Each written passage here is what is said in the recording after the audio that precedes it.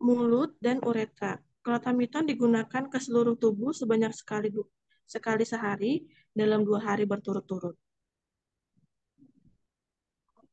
Kemudian Gamexan 1%. Gamexan ini merupakan salah satu obat pilihan karena efektif pada semua stadium skabies, mudah digunakan, dan jarang menyebabkan iritasi.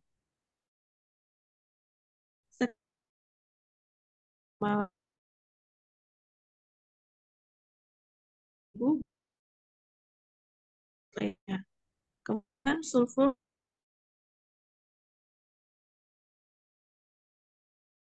efektif telur, karena itu penggunaannya tidak boleh kurang dari 3 hari.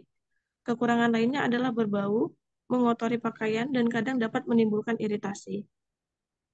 Berikan sulfur precitatum setiap malam setiap hari selama 3 hari setelah mandi, dan biarkan selama 24 jam. Lalu untuk emulsi benzobenzoat 20-25%, obat ini efektif pada semua stadium. Penggunaannya diberikan setiap malam selama 3 hari dan harus dibiarkan minimal selama 24 jam. Bila secara menyeluruh dan mandi sebelum obat dioleskan pada malam hari setelahnya.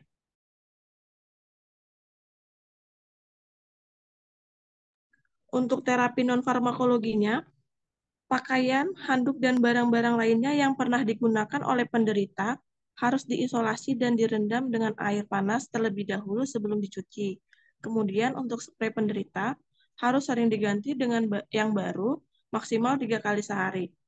Lalu menghindari kontak langsung dengan penderita lain seperti berjabat tangan dan tidur bersama.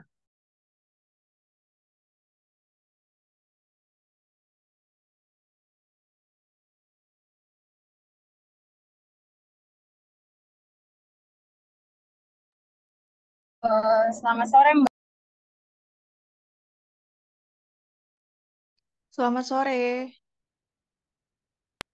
Ada yang bisa dibantu? Gini Bu, saya mau cari obat gatal untuk tangan saya ini, tapi saya kurang tahu obat yang cocok apa. Mohon maaf sebelumnya, dengan Mbak siapa saya berbicara saat ini? Oke, nama saya Mawarwati, Bu. Mbak Mawar umurnya berapa sekarang? Umur saya 17 tahun, Bu. Kalau boleh tahu, apa keluhan yang sedang dirasakan oleh Mbak Mawar? Ini Bu, gak tahu kenapa gatal di sela jari tangan dan pergelangan telapak tangan. Memang sebelumnya bagaimana? 1 minggu yang lalu awalnya hanya bintik merah di bagian ibu jari tangan, namun semakin lama menjalar di sela jari dan pergelangan telapak tangan. Oh begitu. Bagaimana kondisi gatal yang Mbak Mawar rasakan? Gatalnya semakin hari semakin memberat, terutama pada malam hari. Sudah diperiksakan ke dokter sebelumnya, Mbak? Belum sih Bu, saya kira cuma gatal biasa, jadi tidak perlu ke dokter. Gitu ya, Mbak. Tapi maaf sebelumnya, apakah Mbak rajin membersihkan tangan setelah bermain atau memegang sesuatu yang kotor? Sebelumnya saya pernah bermain dan tidur pada satu tempat tidur dengan adik sepupu saya yang memiliki keluhan yang sama, Bu. Dan kata tante saya, adik adik maaf kepotong kayaknya deh. Bentar.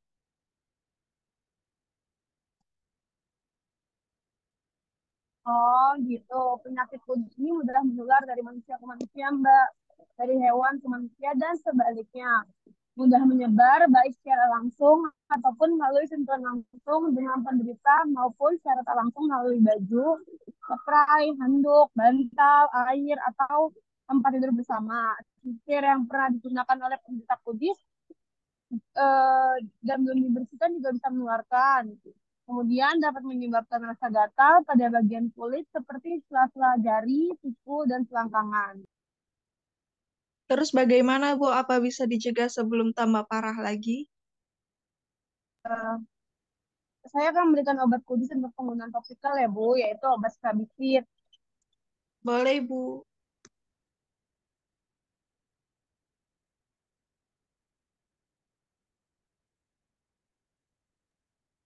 Nah, untuk cara penggunaannya, obat ini hanya dioleskan pada permukaan kulit yang mengalami kuris saja ya Bu. Digunakan 1 sampai 2 kali sehari, dibiarkan obatnya bertahan cukup lama, baru kemudian dibilas. Tapi kalau mau didiamkan selama semalam juga boleh dan dibersihkan keesokan harinya. Oh, oke, Bu. Terus ada efek sampingnya nggak ya, Bu? Efek sampingnya ya paling sering terjadi yaitu rasa nggak nyaman seperti kebas. Tapi nanti akan reda dengan sendirinya setelah penggunaan obat selesai. Oh, begitu. Kira-kira untuk harganya berapa ya? Sekitar 60.000 Mbak. Oke, baik, Bu. Saya mau beli obat ini aja ya. Ini obatnya Mbak cukup dioleskan tipis 1 sampai 2 kali sehari ya sebelum tidur dan dapat sehabis mandi. Pastikan Mbaknya sudah mencuci tangan dan mengeringkannya terlebih dahulu untuk penyimpanan di tempat yang kering dan terhindar dari cahaya ya Mbak. Baik, Bu. Ini saya bayarnya di mana ya? Langsung menuju ke kasir Mbak untuk membayar. Oh, begitu. Baik, terima kasih banyak. Sama-sama Mbak, semoga lekas membaik. Jika ada keluhan lagi silakan langsung ke dokter ya Mbak. Baik, terima kasih. Sekian presentasi dari kami. Apakah ada yang ingin bertanya? Ada yang mau nanya dulu nggak? Yang lain?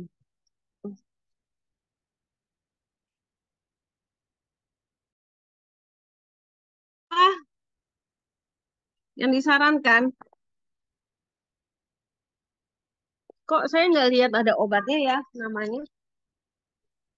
Nama obatnya salep skabisit, Bu.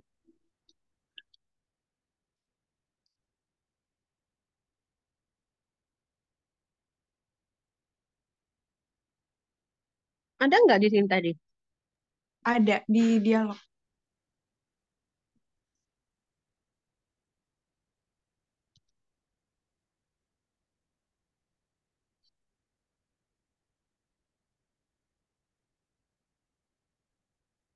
Oke, sini.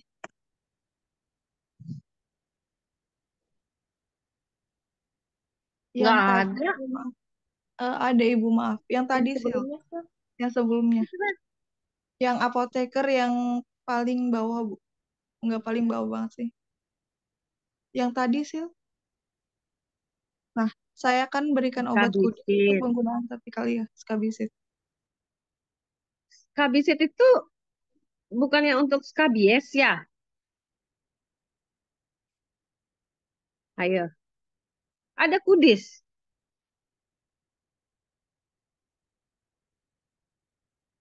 Kamu udah cari belum ininya, penggunaannya? Benar nggak untuk itu?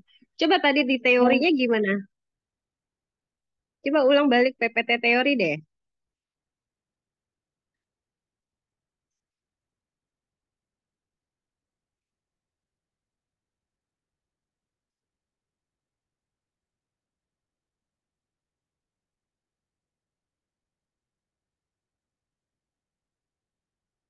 Hmm, Rabies. Oke. iya, sama aja. Nah, siapa yang ngetik PPT-nya? Ayo, saya ditanya nggak ini? Ya Bu, sama Bu. Gitu dong. Iya Bu, maaf Bu, tadi saya lagi di Ya jalan Bu. iya. Hmm, ya tadi saya tanya, studi sama nggak dengan skabies? Sama Bu, cuman kudus nama bahasa Indonesianya Bu. Sama. Jadi ya udah oke obatnya bener skabisit. Cuma saya bingung tadi. Saya memang belum pernah nyobain ya. Emang rasa skabisit atau skabimit itu emang ada rasa kebasnya ya? Kalau ada yang punya pengalaman, emang benar ya, itu ada rasa-rasa kebas. Tadi tuh di percakapannya bilangnya gitu, benar ya? Ada efek samping itu ya? Kalau untuk Kalau beberapa berdasarkan pasien sih, itu Bu, Hmm. beberapa pasien ada sih Bu. ada yang dapat keluhan seperti itu sih, Bu, cuma nggak semuanya. Oh gitu, ada merasakan kebas gitu. Kan dari efek samping obat ini ya? Iya, Bu, Ya, dari Saya sih, karena kan si obatnya. kudisnya kan gatal banget kan Bu. mm-mm. Gitu. Ya, ya, ya, ya. Oke, ya, benar. Kalian menyampaikan efek sampingnya. Kemudian, dia berpengaruh nggak karena kebersihan ya? Berpengaruh, Bu. Berpengaruh kebersihan ya? Iya, Jadi, dia tadi disebabkan oleh tungau gitu ya, binatang-binatang kecil ya? iya betul. Membersihkan tangan-tangan. Tapi kalau misalnya di sini kan membersihkan tangan setelah bermain dan memegang sesuatu yang kotor. Nah, emang kutu itu ada di situ? Bukannya kutu itu lekat pada misalnya tempat tidur gitu kan? Yang nggak di alas kasurnya, kemudian handuk mandi yang nggak dicuci, nggak kayak gitu ya? Kenapa dengan tangan? Tangan kan tangan itu karena kita tidak membersihkan tangan atau tangan kita kotor bisa jadi skabies gitu. Soalnya kan itu keluhannya di bagian yang sela-sela jarinya Bu. Jadi Hmm. saya bikinnya di membersihkan tangannya aja Bu. Iya, iya, Sebenarnya oke kalau gitu. aslinya dari apa? Tapi Sebenarnya kan maksud saya aslinya dari kayak, kasur. ah, kenapa? Iya, iya. Tapi kan kalau aslinya kan kalau cara teori kan dia dari ini ya Bu ya. Kalau apa kunci itu biasanya nempel di kasur kotor, terus bantal-bantal biasanya. Iya, bener. Maksud saya, ini kalau misalnya kalian bilangnya di sini membersihkan tangan, enggak. Jadi kalau kemungkinan skabies ini itu adanya tuh di kulit-kulit gitu loh, di lengan gitu loh. Atau mungkin di kepala, mungkin di leher gitu. Kalau di tangan kan tangan kita tuh eh, adanya mungkin panu atau kardas atau kurap gitu loh, atau kutu air. Ya, bener nggak? Kenapa? Iya Bu. Karena tungau itu kan ada medianya, dia berkembang biak, ya kan? Kalau jamur, jamur itu kan karena memang ada tempat yang lembab tuh di sela-sela jari gitu. Tapi kan kalau tungau itu enggak, dia dapatnya dari ini dari apa namanya tempat-tempat yang kotor biasanya gitu. Beda dengan jamur. Ya, jadi ini Kak percakapannya harusnya ada ada kudisnya itu dia adanya di lengan gitu loh. Nah, itu baru bisa em, memakai baju yang apa namanya Yang sama baju ya Bu. sendiri, jangan pakai baju milik orang lain gitu kan. Oh, siap Bu. Gitu, handuk gitu. Ininya apa namanya Untuk sarannya ya saran-saran Bu. ya bukan membersihkan tangan. Kalau membersihkan tangan mungkin berkaitan dengan penyakitnya eh kadas atau kurap gitu loh atau kutu air itu bisa gitu. Kayaknya gitu ya. Baik Bu, Baik, nanti Bu. diperbaiki Ada Bu. nggak yang lain yang teman-teman yang kelompok lain sarannya coba? Coba gimana ininya? Ada nggak?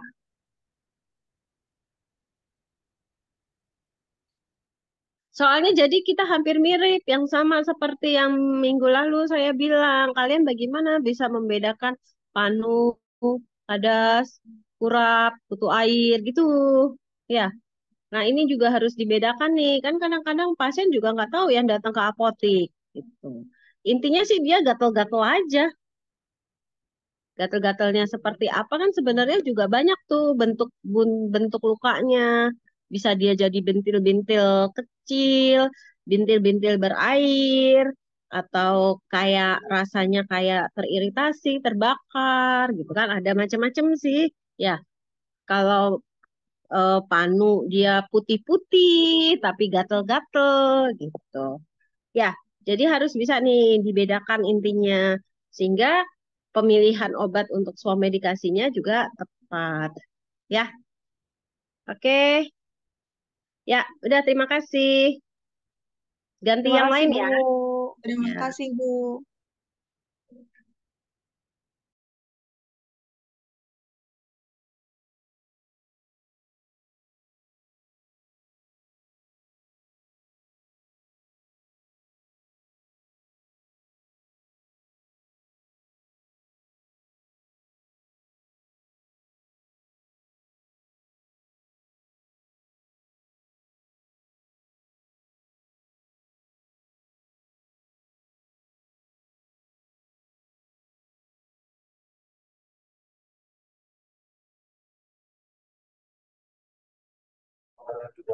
Maaf nih Bu, percakapannya aja atau dari awal? Dari awalnya deh, saya mau lihat benar nggak ininya PPT. Baik Bu. Bismillahirrahmanirrahim. Assalamualaikum warahmatullahi wabarakatuh. Kami Waalaikumsalam. dari kelompok 6 akan menjelaskan tentang kudis atau bisa disebut dengan skabies.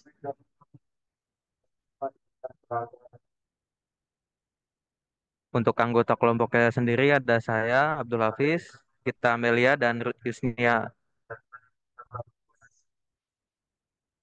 Apa sih itu kudis? Kudis atau skabies adalah penyakit yang ditandai dengan munculnya ruang seperti kulit berjerawat, bersisik, dan terasa gatal yang disebabkan oleh tungau. Tungaunya ini bernama Sarcoptes scabiei. Kudis disebabkan oleh tungau atau mite bernama Sarcoptes scabiei. Tungau tersebut nantinya akan menggigit dan bersembunyi di balik kulit penderita kudis. Kudis atau skabies adalah penyakit kulit yang menular, baik dari manusia ke manusia ataupun hewan ke manusia. Penularan kudis pun sangat mudah terjadi, mulai dari kontak langsung dengan kulit penderita hingga penggunaan barang-barang pribadi bersamaan seperti spray, bantal, dan sisir. Selain itu, kudis seringkali dikaitkan dengan penyakit kurap. Pada dasarnya, kudis dan kurap memang sama-sama penyakit kulit yang membuat penderitanya merasa gatal hebat. Namun, berbeda dengan kudis yang disebabkan oleh tungau. Hal yang memicu terjadinya kurap adalah infeksi jamur. Selanjutnya, bentuk-bentuk kudis. Yang pertama ini ada bentuk kudis klasik. Bentuk kudis klasik ini mungkin memiliki populasi tungau pada satu individu yang berkisar antara 10 hingga 15 organisme. Biasanya diperlukan waktu 10 menit dari kontak kulit ke kulit agar tungau dapat menular ke manusia lain. Dalam kasus kudis klasik, penularan penyakit juga dapat terjadi melalui penularan vomite melalui pakaian atau spray. Bentuk skabies ini sering bermanifestasi dengan plak hiperkeratosis yang menyebar atau terlokalisasi di telapak tangan, telapak kaki, dan di bawah kuku. Yang kedua ada bentuk kudis nodular. Bentuk kudis nodular ini merupakan varian dari bentuk klasik.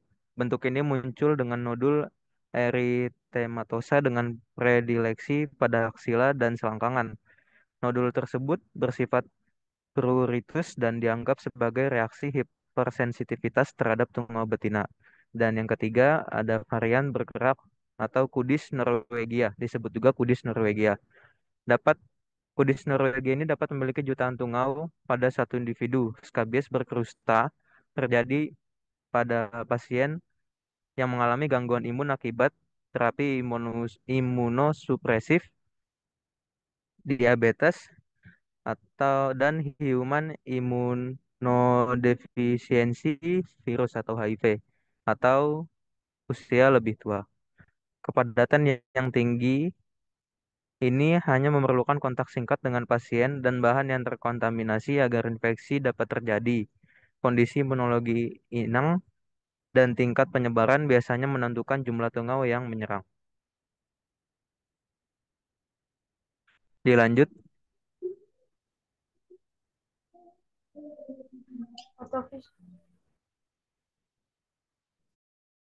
Patofisiologi kudis. Tungau betina dewasa menggali terowongan sepanjang 1 hingga 10 mm di dalam lapisan superficial epidermis dan bertelur 2 hingga 3 butir setiap hari. Tungau tersebut mati 30 hingga 60 hari kemudian, dan telurnya menetas setelah kira-kira 2 hingga 3 minggu. Perlu disebutkan bahwa tidak semua pilihan perawatan dapat menembus telur yang tersimpan di dalam kulit. Jika terjadi investasi, papula dapat muncul dalam waktu 2 hingga 5 minggu. Papula ini berbentuk terowongan atau koma dengan panjang berkisar antara beberapa milimeter hingga 1 cm. Biasanya, investasi terjadi di bawah kulit tipis di area seperti lipatan interdigital areola, daerah pusar, dan kemaluan pada pria. Penyebab kudis. Penyebab kudis adalah tungau Sarcoptes scabiei. Tungau Sarcoptes scabiei akan menggigit serta tinggal di dalam kulit penderita kudis. Selain karena tungau, ada beberapa faktor risiko yang dapat memicu terjangkitnya seseorang dengan penyakit kudis adalah melakukan kontak langsung dengan penderita kudis. Yang kedua, menggunakan barang-barang tertentu seperti spray, bantal, atau sisir milik orang lain. Yang ketiga, daya tahan tubuh yang lemah. Yang keempat, menderita penyakit yang menyerang daya tahan tubuh seperti HIV atau AIDS, kanker, dan lain sebagainya. Yang terakhir, hidup secara berkelompok dengan orang lain, seperti di penjara, pesantren, panti asuhan, dan sejenisnya. Gejala kudis. Biasanya gejala kudis baru akan muncul 2-4 minggu sejak penderitanya terkena paparan tungau. Namun, apabila penderita sudah pernah terserang tungau scabies sebelumnya, gejala kudis umumnya sudah terlihat 1-4 hari setelah terkena paparan tungau. Adapun beberapa gejala scabies adalah sebagai berikut. 1. Kulit terasa sangat gatal, terutama saat malam hari. Hal ini disebabkan tungau betina biasanya akan bertelur di kulit saat malam hari. Yang kedua, munculnya ruam berwarna kemerahan dan berbentuk seperti jerawat di kulit, khususnya pada bagian lipatan-lipatan tangan dan kaki.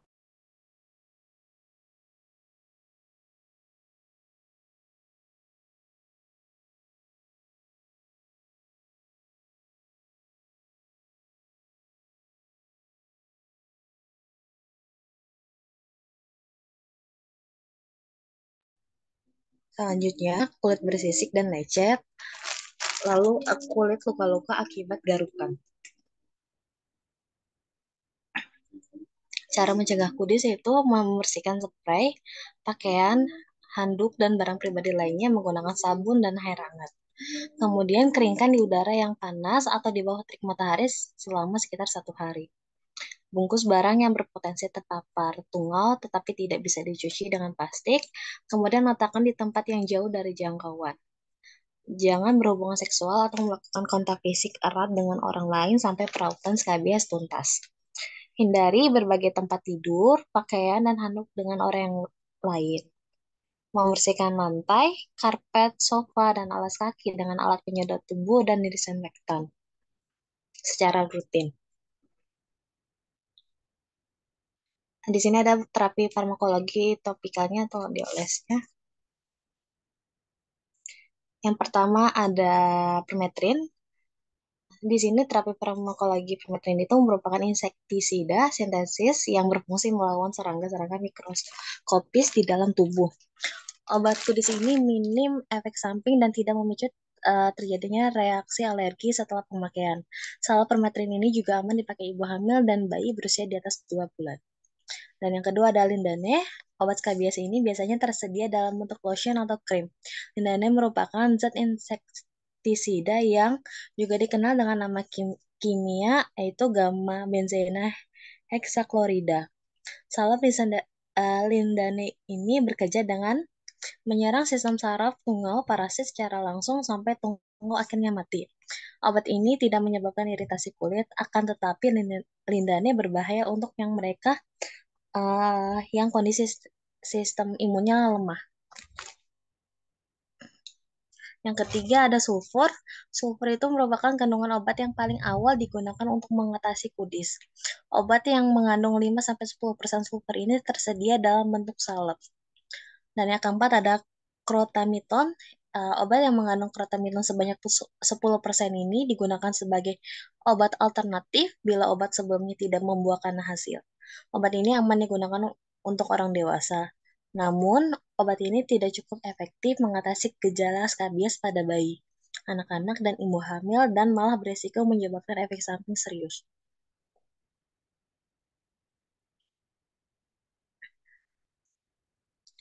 Dan yang kelima ada salep antibiotik. Jika skabies sudah menyebabkan komplikasi berupa penyakit kulit lainnya akibat infeksi bakteri, maka dibutuhkan obat salep antibiotik. Fungsinya adalah untuk menghentikan perkembangan bakteri spesies Staphylococcus beta hemolytic streptococcus atau Streptococcus pyogenesis. Dan yang keenam ada salep kortikosteroid, yaitu salep kortikosteroid ini bisa dirasakan oleh dokter jika rasa gatalnya begitu intens. Salep ini diketahui efektif menyembuhkan peradangan. Dokter akan merasakan salep steroid ini yang memiliki potensi paling rendah seperti hidrokortison. Dan selanjutnya ada terapi farmakologi oral atau yang diminum. Yang pertama ada ivermectin. Obat minum ini mengandung antiparasit. Ivermectin biasanya diberikan ketika penderita tidak menunjukkan perubahan gejala setelah diberikan pengobatan topikal awal. Penggunaan obat ivermectin ini dapat dikombinasikan dengan salpemetrin agar lebih efektif menghilangkan gejala skabies. Dan yang kedua ada antihistamin. Setelah tunggal bersembunyi di kulit hilang, biasanya rasa gatal tetap sering muncul beberapa minggu ke depan. Dokter biasanya saja meresepkan obat minum golongan antihistamin. Antihistamin adalah obat anti alergi yang dapat meringankan rasa gatal seperti loratadin dan cetirizine. Selanjutnya ada terapi non-farmakologi. Yang pertama ada lidah buaya. Gel lidah buaya dapat membantu meringankan gejala kudis seperti gatal-gatal dan ruam, kulit melepuh, kulit kering, dan sebagainya secara alami. Dan yang kedua ada minyak pohon teh. Minyak pohon teh atau tea tree oil merupakan minyak esensial yang juga dikenal mempunyai khasiat untuk mengobati berbagai masalah kulit, salah satunya untuk pengobatan kudis. Terdapat beberapa kandungan tea tree oil ini yang bersifat sebagai antiseptik, antiinflamasi, dan antibakteri. Senyawa atau zat tersebut dipercaya ampuh untuk membasmi parasit termasuk tungkai Sarcopetes scabiei.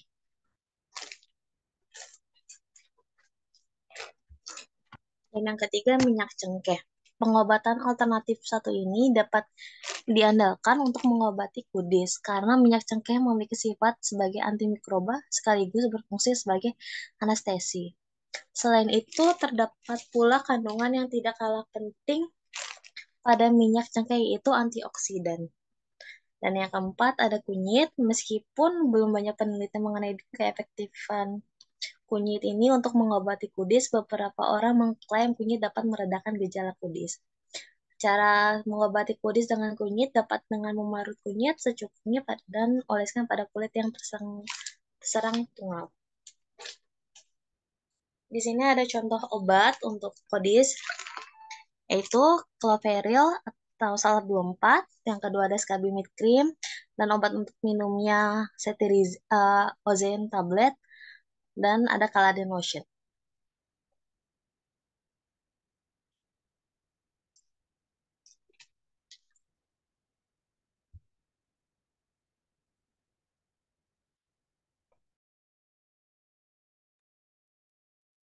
Dilanjut ke percakapan. Percakapannya isinya dengan Gita. Selamat siang, Mbak. Sebelumnya, perkenalkan nama saya Jason. Saya sebagai apoteker di apotek. Ada yang bisa dibantu?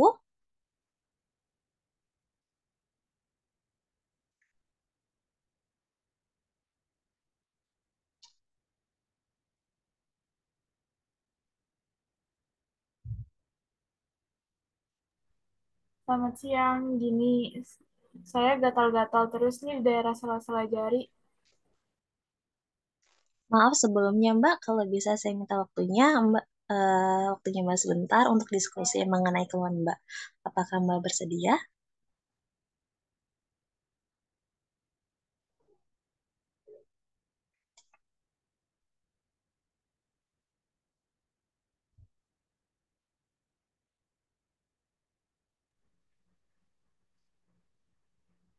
Iya, Mbak, nggak apa-apa, boleh. Mari Mbak, silakan duduk. Iya, Mbak, terima kasih.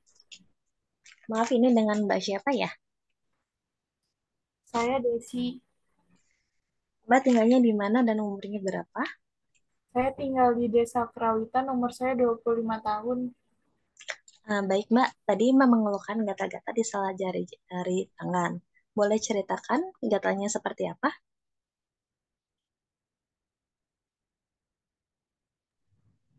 Jadi gini, gatal-gatal di sela-sela ini udah hampir 2 minggu dan rasanya semakin gatal pada malam hari dan ada yang saya garuk sampai nggak sadar jadinya lecet dan ada bekasnya. Mbak ngekos apa tinggal rumah sendiri? Saya kos Mbak, kebetulan sama teman kerja saya sekamar dan sebenarnya teman sekamar saya mengalami gejala yang sama tapi sampai sekarang dia belum berobat. Baik Mbak, di kamarnya Mbak ada ventilasi atau jendela? Tidak. Jendela ada satu, ventilasi nggak ada soalnya kamarnya kecil. Mbak kalau sama teman sekamar Mbak sering menggunakan barang yang sama nggak? Iya Mbak, biasanya handuk sama baju kami sering bergantian. Oh iya Mbak, kalau boleh tahu kosnya dekat perumahan warga nggak? Iya Mbak, jadi kos saya itu di tengah-tengah perumahan warga yang lumayan padat. Oh iya Mbak, kebetulan saya dulu pernah praktik di sana dan akses air di sana terbatas ya Mbak. Lingkungan tempat saya ngekos juga dulu kurang bersih. Iya Mbak, memang kondisinya sampai sekarang seperti itu. Terus kenapa Mbak nggak pindah kosan saja? Mau gimana ya Mbak, kosan di sana murah, saya juga kerjanya hanya sebagai buruh pabrik, gajinya nggak seberapa. Sebelumnya sudah pernah dikasih obat atau pergi ke dokter belum Mbak? Boro-boro pergi ke dokter Mbak, masalahnya puskesmas saja jauh dari desa saya. Baik Mbak, sebelumnya Mbak ada alergi obat tidak? Atau sebelumnya punya riwayat penyakit lainnya? Mbak nggak ada. Baik Mbak, berdasarkan penjelasan yang Mbak sampaikan gejala ini seperti gejala kudis. Untuk obatnya bisa dengan Salat 24 dengan harga 8.000. Saya siapkan terlebih dahulu ya Mbak. Dan ini obatnya ya Mbak, namanya Salat 24. Isi salat ini ada sulfur PP dan asam salisilat. Obat ini digunakan untuk mengurangi gejala yang Mbak keluhkan tadi. Untuk cara penggunaannya, oleskan 3-4 kali sehari pada bagian gatal setelah mandi dan digunakan 3 hari secara berturut-turut. Baik Mbak. Oh iya, mau tanya dong, itu kan ada isinya sulfur PP sama asam salisilat ya tadi. Itu apa ya? Begini Mbak, komposisi dari Salat 24 itu ada sulfur PP yang berguna sebagai antifungi ataupun antibakteri, sedangkan asam salisilat ditambahkan untuk meningkatkan penetrasi atau menembusnya sulfur PP ke dalam kulit Mbak.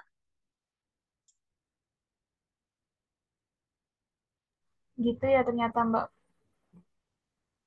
Oh mau tanya lagi Mbak, kalau penyimpanan salapnya gimana Mbak? Dan untuk cara penyimpanannya setelah menggunakan salad ini jangan lupa harus ditutup rapat-rapat dan disimpan di tempat yang sejuk dan jauhkan dari jangkauan anak-anak ya Mbak. Baik Mbak. Dan diharapkan setelah penggunaan obat ini gejalanya bisa diobati dan jika selama 3 hari gejala tidak berkurang bisa langsung ke dokter. Baik Mbak. Obatnya ini Mbak baunya kurang enak, lengket dan bisa mengotori pakaian. Selain itu jika tidak digunakan secara tepat maka akan mengakibatkan iritasi. Jadi Mbaknya diharapkan bisa menggunakan obat ini secara tepat ya. Oh iya Mbak gitu ya. Untuk tambahannya, saya sarankan agar Mbak tidak menggunakan barang yang sama dengan teman sekamarnya. Bila perlu, tidak menggunakan kamar yang sama untuk mencegah keberadaan penularan. Selain itu, bisa lebih dijaga kebersihan kamarnya dan lingkungan tempat tinggalnya. Dan mengkonsumsi sayuran dan buah-buahan serta perbanyak minum air putih ya, Mbak. Baik Mbak. Baiklah, Mbak. Boleh saya meminta Mbak untuk mengulang tentang apa yang saya jelaskan tadi? Salep 24 ini dioleskan 3-4 kali sehari pada bagian yang gatal setelah mandi dan digunakan 3 hari berturut-turut. Jika selama 3 hari gejalanya tidak berkurang, bisa langsung ke dokter. Terus jangan menggunakan barang yang sama dengan teman sekamar. Bila perlu, tidak menggunakan kamar yang sama untuk mencegah keberadaannya penularan. Konsumsi sayuran dan buah serta banyak minum air. Untuk cara penyimpanannya, setelah digunakan harus ditutup rapat, terus disimpan di tempat sejuk. Jauhkan dari jangkauan anak-anak juga. Betul nggak, Bu? Eh, iya Mbak, betul sekali Mbak. Oh, baiklah, Bu. Ada yang bisa saya bantu lagi Mbak? Nggak ada, Bu. Sepertinya cukup. Terima kasih atas informasinya ya, Bu. Sama-sama Mbak, semoga cepat sembuh ya Mbak. Obatnya nanti dibayar di kasir depan ya Mbak. Selamat siang. Selamat siang. Terima kasih dari kelompok kami. Mohon maaf bila ada kekurangan. Wassalamualaikum warahmatullahi wabarakatuh. Waalaikumsalam warahmatullahi wabarakatuh. Oke, dari kelompok yang lain ada yang mau disampaikan nggak?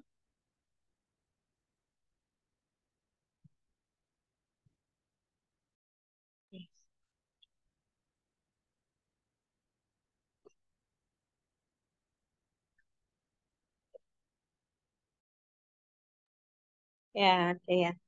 Tadi itu di awal-awal percakapan, eh coba deh buka deh slide-nya tadi yang awal-awal percakapan.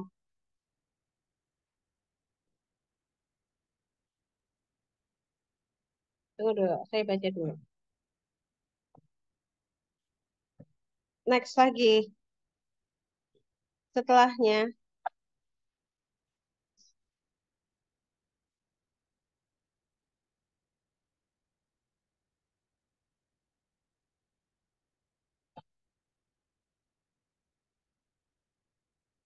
Nah ini, kan kalau swamedikasi kan,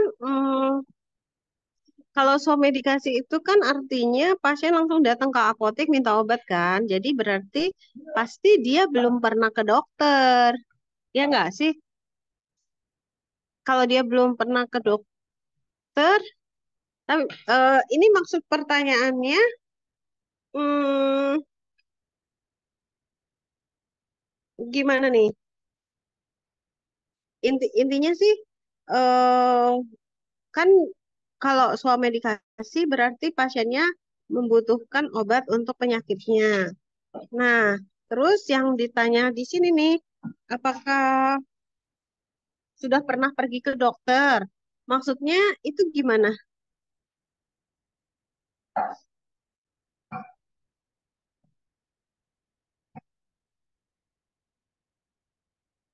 Paling bawah.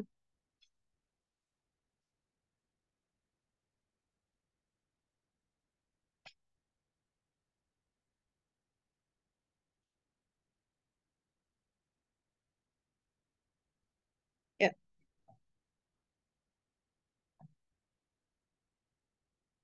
gimana?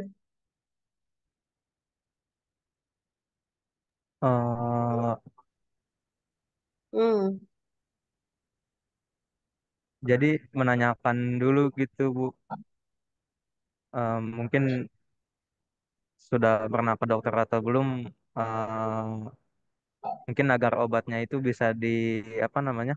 Dicari Kalau tahu apa obat yang lebih murah gitu Bu maksudnya. Kalau dia sudah pernah pergi ke dokter nih ya, logikanya dia pasti akan langsung tunjuk saya mau mau obat ini dong gitu. Ini kan enggak, ya kan? Dia datang, dia menjelaskan masalahnya gitu loh. Harusnya kalau udah medikasi enggak, kecuali dia datang ke kita di apotik itu, "Nah, saya mau beli obat untuk ini dong, katanya ini obat skabies gitu. Tapi ini kan enggak. Jadi pertanyaan yang udah ibu udah pernah ke dokter sebelumnya itu harusnya di medikasi nggak ditanyakan. Kecuali nanti kalau sakitnya bertambah banyak, silakan ya Bu pergi ke dokter gitu loh. 2-3 hari batuk tidak sembuh, nanti ibu berobat ke dokter ya Bu, biar diberikan obat yang apa namanya yang tepat. Itu ya.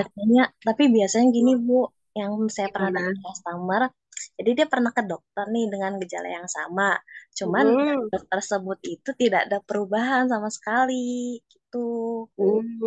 Jadi ya benar, benar dia kayak datang gitu. lagi. Jadi dia datang Enggak ke tadi percakapannya nggak ada. Iya, benar. Kalau dia datang lagi karena dia sudah berobat ke dokter kan ya, pasti dia tetap akan bilang, saya sudah berobat ke dokter. Obatnya ini tapi nggak sembuh. Nah, kalau di apotek ada lagi nggak obat yang lain? Begitu. Iya kan? Benar nggak? Coba mikir lagi. Coba dipikirin. Gitu. Kalau kalau kalau nggak, maksudnya ini nggak salah juga. Tapi swamedikasi itu seperti itu gitu. Jadi percakapan-percakapan itu dibuat yang memang benar-benar kejadian yang aslinya gitu. Harusnya kalau dia sudah ke dokter, maksudnya gitu tuh udah dia pernah ke dokter, dia pasti akan langsung meminta obat ya, bukan meminta kita untuk memilihkan obatnya gitu. Tadi obat yang dipilihkan apa ya? Salep 24 Ibu. Oh, salep 24. Ya udah nggak apa-apa.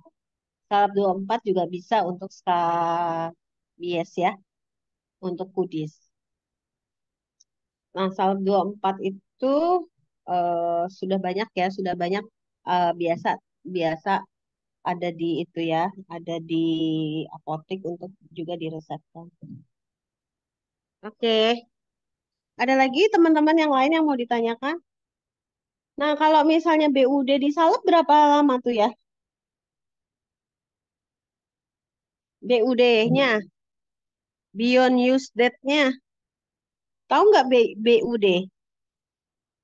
Artinya?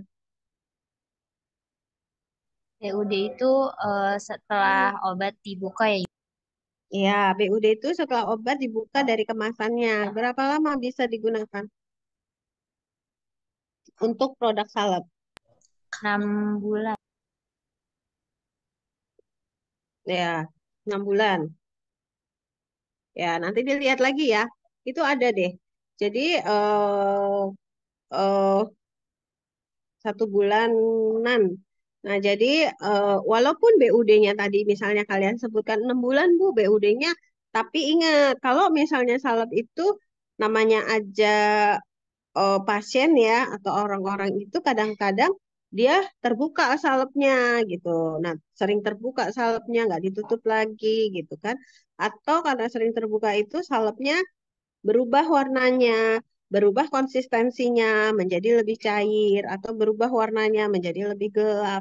Nah, itu kalian harus sampaikan tuh sebenarnya kalau ada terjadi perubahan warna gitu kan, salep ini bisa disimpan kurang lebih tadi ya sesuai BUD. Nah, tapi jika ternyata di dalam masa masa tenggang itu terjadi perubahan warna, perubahan konsistensi salep, eh, kemudian eh apa namanya dia salepnya mulai mencair. Nah, itu bisa disampaikan bahwa salepnya tidak bisa digunakan lagi. Gitu ya. Nah, itu belum ada tuh tadi. Masalah salep 24. Ya, udah ada lagi yang mau ditanyakan? Oke, udah cukup kali ya. Nah, itu jadi sekian lama kita melakukan percakapan tapi tetap aja ada yang kurang ya. Nah, berarti begitulah manusia ya, berarti tidak ada yang bisa sempurna banget. Oke, udah untuk sekarang mungkin cukup segitu kali ya. Nanti minggu depan kita sambung lagi. Terima kasih. Assalamualaikum warahmatullahi wabarakatuh. Waalaikumsalam. Terima kasih, Ibu. Terima kasih. Iya, sama-sama.